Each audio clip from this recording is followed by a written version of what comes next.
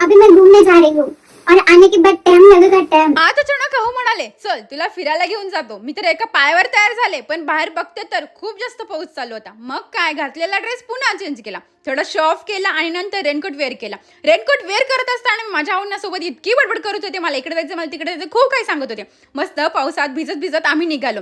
रस्ता जरा नवीनच वाटत होता. मला वाटलं आज नक्कीच काहीतरी भारी सरप्राईज मिळणार, पण अचानक ओळखीचा रस्ता लागला आणि माझं सरप्राईजचं स्वप्न भंगलं. अहो, मला आपल्या जुन्या रूमला घेऊन गेले होते, फिरायला नाही तर स्वतःचं पार्सल घ्यायला. आता पार्सल घरी घेऊन यायचं म्हटल्यावर ही बाई आपल्यासोबत भांडण करणार हे त्यांना पूर्ण माहित होतं.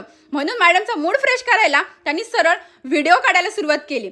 छान असं व्हिडिओ काढला आणि माझा रुसवा जाईल असा त्यांचा विचार होता. पाणीपुरी खाऊ घालतो असंही बोलले. 1 प्लेट नाही 2 प्लेट खाऊ घालतो. म्हटलं चला, पाणीपुरीच्या गाड्यावर नेलं. शेवटी पाणीपुरी पुढे माझा राग विरघळलाच.